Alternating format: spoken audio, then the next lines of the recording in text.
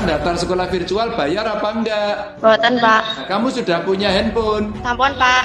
Dikasih, Pak. Siapa yang kasih? Pak Gubernur, Pak. Aku ora ngenei yo, ayo ki sapa sing ngenei?